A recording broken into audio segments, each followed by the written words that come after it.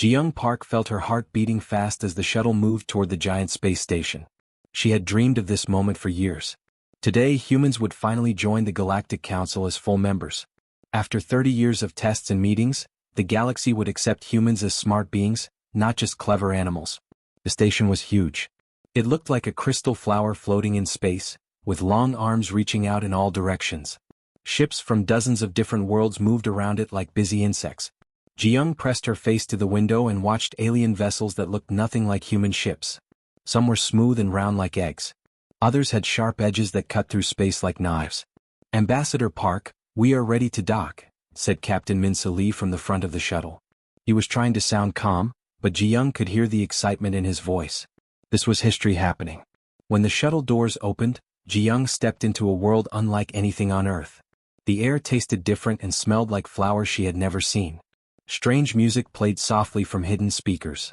The walls seemed to glow with their own light, and everything was bigger than human size. A tall, thin alien with 4 arms walked toward her. Its skin was blue and covered in small scales that changed color when it moved. "Welcome, Ambassador Park. I am Delegate Velnari. We are honored by your presence." Ji-young smiled and bowed slightly the way she had practiced. "Thank you for welcoming humanity into the council." The ceremony hall was enormous. Hundreds of aliens sat in curved rows that went up to the ceiling. Some looked almost human but with different colored skin or extra eyes. Others were so strange that Ji-young had to stop herself from staring. There were beings made of what looked like living metal, creatures that floated in tanks of glowing water, and some that seemed to be made of pure energy. The ceremony began with speeches in languages that sounded like music, clicking sounds and deep humming noises. A translation device in Ji-young's ear turned everything into English. One by one, species after species welcomed humanity to the galactic community. But something felt wrong. Ji-young had been trained to read body language from many different species. The Veltari kept their distance, even though they were usually friendly. The insect-like Kretach made nervous clicking sounds whenever they looked at her. Even the peaceful Mare Hai who lived in water worlds seemed worried. Most strange was the security. Ji-young counted twice as many guard drones as there should be. Armed aliens stood at every door. This was supposed to be a celebration, but it felt more like they were afraid of something. After the ceremony, Ji-young was given access to the station's public information system. She wanted to learn more about her new home in the galaxy. The computer was easy to use, with pictures and simple words that the translation system could handle. She found the file on humanity right away. Under species classification, she saw what she expected: sapient species, Class A, full citizenship rights. But below that was another line that made her blood run cold: universal nature classification, apex threat, level 7, continuous monitoring required. Ji-young stared at the screen. Level 7 was the highest threat rating. She scrolled through other entries in that category. Most were extinct now, ancient predators that had destroyed entire star systems before dying out. Others were natural disasters like black holes and stellar bombs. Humans were listed right between void stalkers and quantum plague organisms. She read the human file more carefully. The political section praised human art, music, and scientific progress. It talked about their ability to work together and solve problems. But the scientific section was different. It used words like concerning biological markers and unprecedented adaptation rates. There was a section called Threat Assessment that made her hands shake as she read it. Humans scored maximum points in something called persistence hunting behavior. They got high marks for environmental adaptation speed and social coordination under extreme stress. But the worst was their score in destructive problem-solving methodology. They were the only known species to score a perfect 10. The report included video files from Earth. Ji-young watched clips of humans climbing mountains that should kill them, surviving in deserts and frozen lands where no life should exist, and working together to build things or destroy obstacles. To human eyes it looked normal. But she was starting to understand how it might look to aliens who evolved on peaceful worlds. One video showed human firefighters running into a burning building to save people inside. Another showed engineers blowing up a dam to redirect flood water away from a city. There was footage of humans in spacesuits fixing a damaged space station while it spun out of control. What humans called heroic or practical, the aliens called terrifyingly reckless and suicidally determined. Ji-young closed the files and walked to the observation deck. Through the massive windows she could see ships from across the galaxy. Each one represented a species that had probably never worried about being classified as an apex threat. They had likely joined the council after peaceful first contact, with species eager to meet them. Humans were different. They had fought for recognition, pushed hard for acceptance, and never gave up even when the odds were against them. The very traits that got them into the council were the same ones that scared everyone else. A small alien approached her at the window. It looked like a furry ball with big eyes and tiny arms. "You are the human ambassador?" it asked in a squeaky voice. "Yes, I am Ji-young. My people call you the persistent ones. Is it true that your species once hunted animals by chasing them until they died from being too tired?" Ji-young nodded slowly. "Yes, that's how our ancestors hunted." The alien's eyes got even bigger. "And you still do this? Chase things until they stop?" Ji-young thought about human space exploration, about how they kept trying to reach the stars even when rockets exploded, about how they never stopped looking for answers even when the questions seemed impossible. "Yes," she said quietly. "I guess we do." The alien made a small scared sound and quickly rolled away. Ji-young looked back out at the stars and realized that humanity's greatest strength might also be their greatest challenge. The galaxy had accepted them as thinking beings, but it would never stop being afraid of what humans might do with that intelligence. She touched the communication device on her wrist. Tomorrow she would start working on the real challenge, not just being accepted as sapient, but learning to live with beings who would always see humans as beautiful, terrible, and completely unpredictable. The next morning, Ji-young Park woke up in her assigned quarters feeling confused and worried. She had barely slept, thinking about the apex threat classification. How could the same species be welcomed as smart beings and feared as dangerous monsters at the same time? She decided to find answers. The station directory showed her where to find Dr. Zormek, the chief scientist for species classification. His office was deep in the research section of the station, far from the political areas where yesterday's ceremony had taken place. The hallways got quieter as she walked deeper into the station. The walls here were white and clean, lined with laboratories and testing rooms. Strange smells drifted from behind closed doors, some sweet, others sharp and chemical. Dr. Zormek's office was behind a door marked with symbols she couldn't read. When she pressed the entry button, a voice told her to wait. After several minutes, the door slid open. The alien scientist looked like a giant mantis made of dark green crystal. He had 6 eyes that moved independently and 4 arms that ended in delicate hands. When he saw Ji-young, all 6 eyes focused on her at once. "Ambassador Park," he said in a voice that sounded like wind through leaves. "I was expecting you. Dr. Zormek, I need to understand something. Why does the Council list humans as both sapient citizens and apex threats?" The scientist's eyes looked away from her, then back, then away again. His hands moved nervously, picking up small objects on his desk and putting them down. "Please sit. This is complicated." Ji-young sat in a chair that was too big for her. "I have time." Dr. Zormek activated a holographic display that filled the air between them. Images of different species appeared and disappeared. Some she recognized from the ceremony, others were completely unknown. "The Council has 2 main departments," he began. "The political division handles citizenship, trade, and law.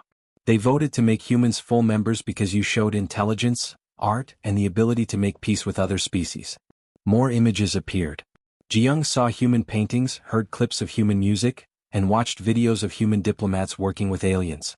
"But the scientific division has a different job. We study all species to understand their nature and predict their behavior. We ask different questions. Not, are they smart, but, what will they do with that intelligence?" The hologram changed to show charts and graphs covered in alien writing.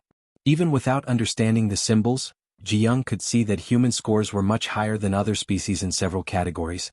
"Your species is unique, Ambassador. Most intelligent beings develop in one of 3 ways. They become builders who create and preserve. They become thinkers who study and understand. Or they become connectors who bring different groups together." Images showed different alien species working peacefully in their natural environments. Building cities, studying stars, or mediating between groups. Humans do all 3 but with an intensity we have never seen.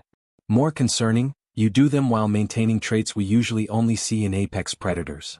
The hologram shifted to show Earth animals. Ji-young saw lions, sharks, and other predators, then watched as the display compared them to human behavior patterns. Most sapient species lost their predator instincts when they became intelligent. Humans kept them. You still hunt, but now you hunt problems instead of animals. You still track prey, but now you track solutions across years or decades. You still work in coordinated groups to take down things much bigger than yourselves. Dr. Zormek's voice got quieter. 3 days ago, I watched your species' historical files. Humans once hunted creatures 10 times their size by chasing them for days until the animals died from exhaustion. This behavior is disturbing to most galactic citizens. Ji-young thought about human marathon runners, about scientists who spent decades solving single problems, about how humans never seemed to give up on anything they really wanted. But we use these traits to help people, she said. Yes, and that makes you more frightening, not less. 2 of his eyes focused on her while the others watched the door. A predator that kills for food is predictable. A predator that kills to save others is not. The hologram showed recent human achievements. Medical advances that came from never giving up on sick patients. Engineering solutions that involved calculated risks other species would never take. Space exploration that pushed humans into dangerous places because they couldn't stop wondering what was out there. Look at this, Dr. Zormek said, pointing to a video file. Your Mars colony. When the life support systems failed, other species would have evacuated. Humans stayed and fixed it while breathing poison air and eating food that was almost gone. 12 humans died, but they saved 800 others. Ji-young watched the footage of engineers working in damaged tunnels, their faces covered by breathing masks, moving with calm determination while their world slowly died around them. You call this heroic, the scientist continued. We call it evidence of a species that refuses to accept defeat even when defeat is logical. This is how apex predators think. The room fell silent except for the soft humming of the life support systems. Ji-young stared at the holographic display, trying to understand how saving people could be seen as threatening. Dr. Zormek, what exactly are you afraid humans will do? All 6 of his eyes focused on her at once. Ambassador, we are not afraid of what you will do. We are afraid of what you might be capable of doing if you ever decide to do it. He changed the display to show a simulation, human ships spreading across the galaxy, human colonies on impossible worlds, human engineers solving problems by breaking them into smaller pieces and rebuilding them better. Your species took a dead planet and made it live again, he said, referring to the Mars terraforming project. You turned poison into medicine, turned enemies into friends, turned problems into opportunities. These are wonderful things. But a species that can make dead worlds live again could also make living worlds die. Ji-young understood now. The aliens weren't afraid of human evil or human violence. They were afraid of human capability itself. Humans solved problems that shouldn't be solvable, survived things that should kill them, and never accepted that anything was impossible. So what happens now? She asked. Dr. Zormek's eyes looked sad. Now we learn to work with the first species in galactic history that we both trust and fear at the same time. The political division believes humans will use their abilities wisely. The scientific division will watch carefully to make sure they are right. As Ji-young left the laboratory, she realized that humanity's real test was just beginning. Being accepted into the council was easy compared to the challenge of living up to the trust of beings who would always be watching, always wondering if the humans might one day decide that the galaxy needed to be fixed too. 3 weeks after Ji-young's meeting with Dr. Zormek, alarms started screaming across the galaxy. The emergency call came from the Kepler 442 system, where the Council had built their most advanced project ever, a machine the size of a small moon that collected energy directly from a star. Something had gone terribly wrong. The giant energy collector was breaking apart, and pieces of it were falling into the star. This was making the star unstable. In less than 4 days, the star would explode and kill everyone on 3 nearby planets. More than 2 billion beings would die. Council engineers worked around the clock, but their computers said there was only a 12% chance of fixing the problem in time. The math was simple and horrible. They were probably going to watch 3 worlds burn. In desperation, Council leader Vex Tani made a decision that many thought was crazy. She sent an emergency message to Earth asking for help. The humans are new, argued Councillor Mordek during the emergency meeting. They have never dealt with stellar engineering. How can they help when our best scientists cannot? Because, Vex Tani replied quietly, humans are classified as apex threats for a reason. Maybe it is time to see what that means. The human ship arrived 18 hours later. It was called the Persistence, which many aliens thought was a strange name for a spaceship. The ship was smaller than most Council vessels but looked tough and practical, like a tool instead of a work of art. Commander Kyung-Jon was the first human to step onto the Council emergency station. She was short even by human standards, with gray hair and calm eyes that seemed to take in everything at once. Behind her came 12 other humans, each carrying equipment that looked rough and simple compared to Council technology. Show us the problem, Kyung said without wasting time on greetings. The council engineers led the humans to the main control room. Giant screens showed the dying star system in real time. The energy collector was breaking apart piece by piece, and each falling chunk made the star more angry and unstable. We have tried everything, explained Chief Engineer Polvek, his tentacles moving in patterns that showed frustration. The collector is too damaged to shut down safely, and too close to the star to reach with repair ships. The human team studied the displays for exactly 7 minutes. Then they started talking to each other in rapid English. The translation systems could barely keep up. We need to blow it up, said Engineer Jaewon Kim, pointing at the energy collector. Every alien in the room made sounds of shock. Polvek's tentacles turned bright red. Impossible. The explosion would destabilize the star immediately. Not if we do it right, said another human, Tamino. He was already drawing diagrams on a portable computer. We break it into smaller pieces in the right order. Guide the explosion so the star eats the pieces slowly instead of all at once. That is insane, whispered Dr. Zormek, who had arrived to observe the humans. You want to solve an explosion problem by creating more explosions? Controlled explosions, corrected Sora Lim, the team's youngest member. She was barely 25 years old but spoke with the confidence of someone much older. We use the collector's own energy weapons against itself. Turn the machine into a bomb that destroys itself piece by piece. The aliens watched in horror and fascination as the humans worked. They didn't debate for hours like council engineers usually did. They didn't run thousands of computer simulations. Instead, they grabbed tools and started building things. Kyung's team took apart council mining equipment and rebuilt it into something new. They welded pieces together with hand tools, programmed guidance systems with portable computers, and tested everything by actually trying it instead of running simulations. This is not how engineering works, Polvek complained to Dr. Zormek. They are guessing. No, Dr. Zormek replied, watching Jaewon Kim crawl inside a piece of machinery to fix something with her bare hands. They are improvising. There is a difference. The human plan was simple in a way that terrified the aliens. They would use mining ships to carry bombs made from the station's own power cells. The bombs would hit specific parts of the energy collector in a planned sequence. Each explosion would break off pieces small enough for the star to absorb safely. What if you calculate wrong? Asked Polvek. What if the explosions happen too fast or too slow? Then we adjust and try again, Kyung said calmly. But there will be no time for a second attempt. Kyung looked at him with those calm eyes. Then we better get it right the first time. The aliens realized something that made them very uncomfortable. The humans weren't just confident, they were comfortable with the idea of risking everything on a plan that might not work. Other species would spend days debating safer options. Humans just started working toward the best solution they could think of. 6 hours later, the modified mining ships launched toward the dying star system. Each ship carried bombs and a human pilot who would guide the explosions manually. No computers, no automated systems, just humans making split-second decisions while flying toward a star that was ready to explode. From the control room, the council engineers watched screens showing 12 small ships approaching something that could kill them instantly.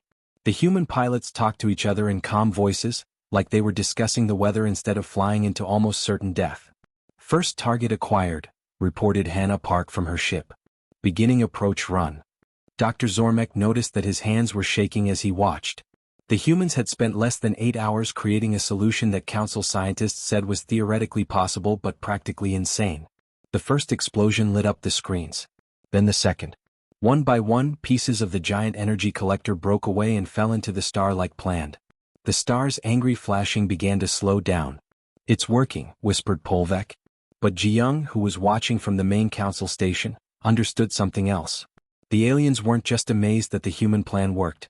They were terrified by how casually humans had done something that should have been impossible.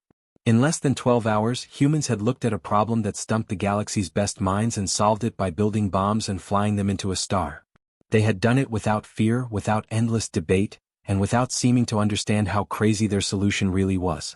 As the last explosion cleared and the star returned to normal, Ji-young realized that humanity had just proven exactly why they were classified as apex threats. They had saved 3 worlds, but they had done it in a way that showed they could probably destroy 3 worlds just as easily if they ever decided to. The explosions were working, but something was wrong.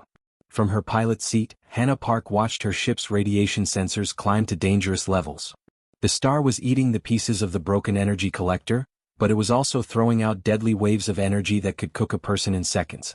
"Control, we have a problem," Hannah said into her radio. Her voice was steady even though her ship was shaking from the star's angry energy waves. "Radiation levels are climbing past safe limits." In the council control room, alien engineers stared at their screens in shock. The radiation readings showed levels that should have killed the human pilots already. Dr. Zormek's 6 eyes were fixed on the display showing the humans' life signs.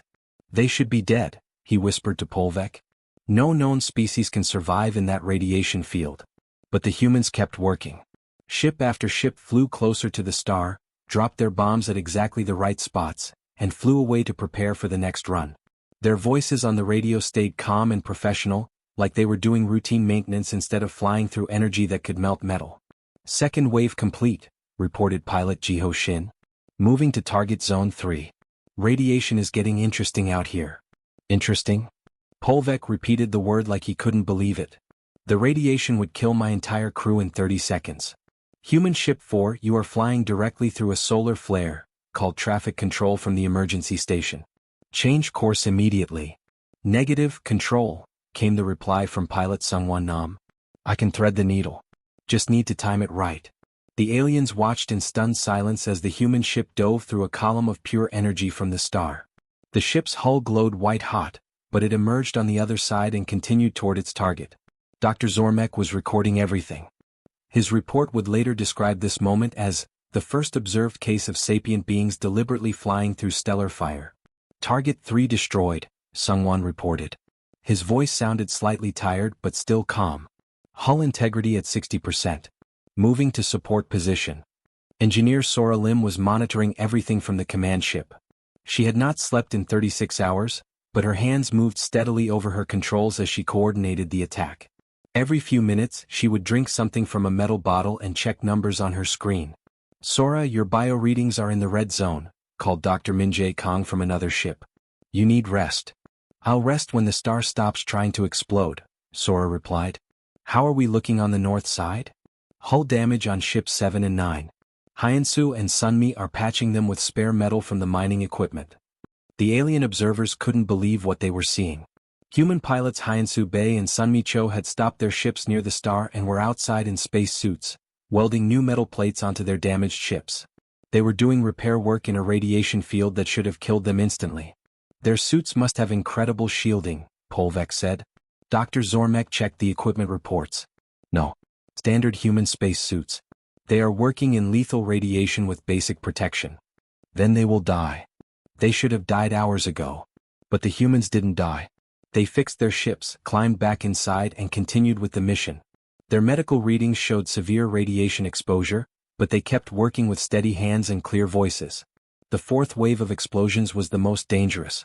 The remaining pieces of the energy collector were closest to the star, where the heat and radiation were strongest. Commander Kyung Jon took this mission herself, flying her ship so close to the star that her hull began to melt. "Kyung, pull back." Sora called from the command ship. "Your ship can't take much more." "Almost there," Kyung replied. Her ship was glowing like a red coal, and pieces of the outer hull were starting to fall away. "Just need to get the angle right." She released her bombs and pulled away, but her engines were damaged. The ship started falling toward the star. "Engine failure," Kyung reported, her voice still calm. "Looks like I'm going to get a closer look at our stellar friend." Before anyone could respond, 2 other human ships dove toward the star. Pilots Donghyun Lee and Yuna Choi flew directly into the energy field, grabbed Kyung's ship with magnetic grapples, and pulled her away from the star. All 3 ships were damaged. All 3 pilots had received radiation doses that should have been fatal. But they had saved each other and completed the mission. Dr. Zormek watched the final explosion destroy the last piece of the energy collector. The star began to calm down, its angry flashing slowing to a normal rhythm. 3 worlds were safe. "Mission complete," Sora reported. "All pilots returning to base. We'll need medical attention and new ships, but everyone is alive." In the control room, the alien engineers stood in complete silence. They had just watched 12 humans save 3 worlds by flying directly into hell and treating it like a normal workday. "How?" Polvek finally asked. "How did they survive that radiation?" Dr. Zormek was studying the medical readings from the human pilots. "They didn't survive it. Look at these numbers. They absorbed enough radiation to kill most species 3 times over.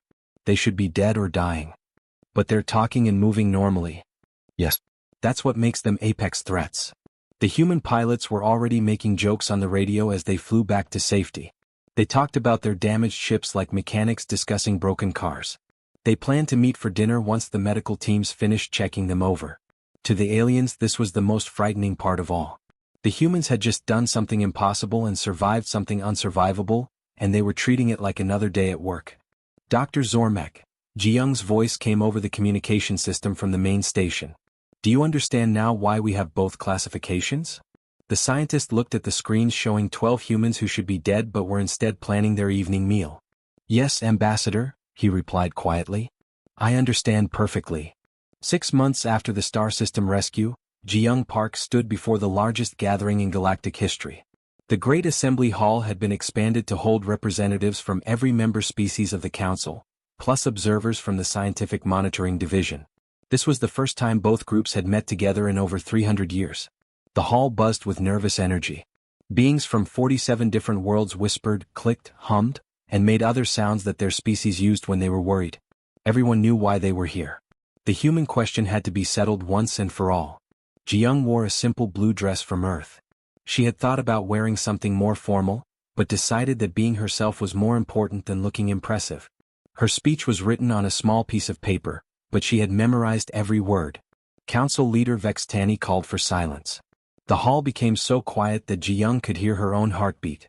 We gather today to address the classification contradiction regarding the human species, Vextani announced. Ambassador Park will speak for humanity. Ji-young walked to the center of the hall. Above her, a dome showed the stars where the rescue had happened. The 3 saved worlds were visible as tiny points of light, their cities glowing softly in the darkness. 6 months ago, Ji-young began, 12 humans flew into radiation that should have killed them to save 3 worlds they had never seen. They saved people they had never met from species they barely knew. They did this because it was the right thing to do. She paused and looked around the hall. Hundreds of alien faces looked back at her, some curious, some afraid, some both. But I understand why this frightened you. You watched humans solve an impossible problem by flying directly into death and treating it like a normal workday. You saw us risk everything to save strangers, and you wondered what we might do if those strangers ever became enemies. In the observer section, Dr. Zormek leaned forward. His report on human behavior was displayed on screens throughout the hall, pages of data showing exactly why humans were so dangerous. Dr. Zormek's research is correct, Ji-young continued. Humans are apex predators who kept their hunting instincts while becoming intelligent. We chase problems for years until we solve them. We survive in places that should kill us. We work together to destroy obstacles that seem impossible to overcome. She clicked a button, and the dome above them changed to show videos from Earth. Humans climbing impossible mountains, exploring the deepest oceans, building cities in deserts and frozen lands. Then it showed humans in space fixing damaged stations, building colonies on dead worlds, and always pushing further into the unknown.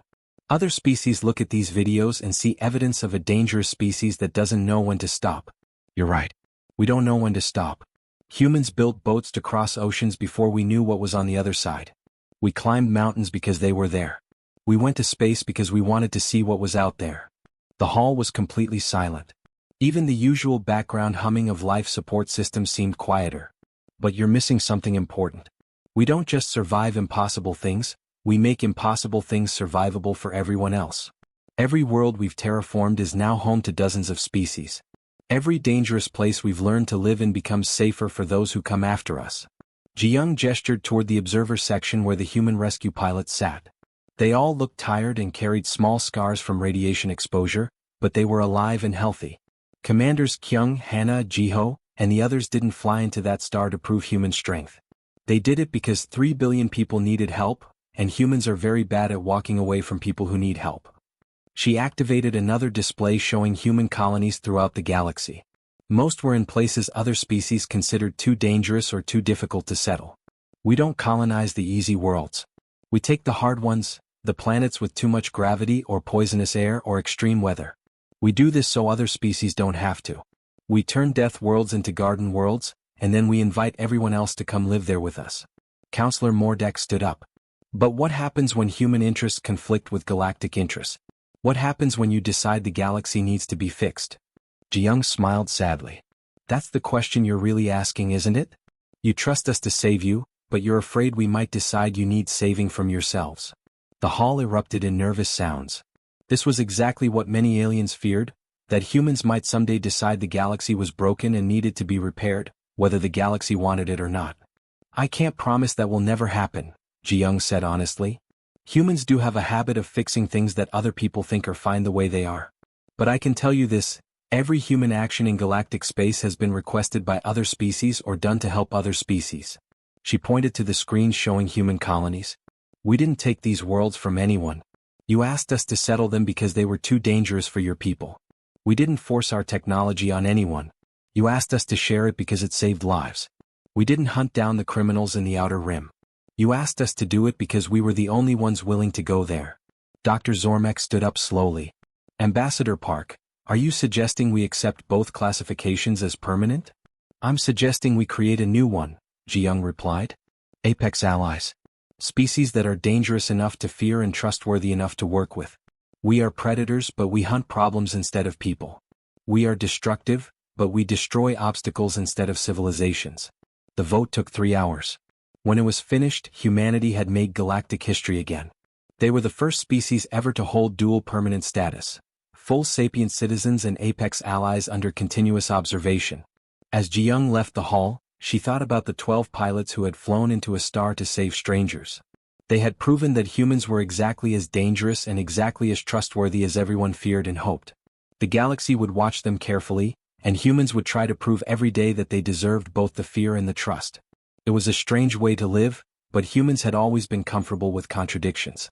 After all, they were the species that found peace by preparing for war, created safety by embracing danger, and saved the galaxy by being just scary enough to make everyone think twice about needing saving.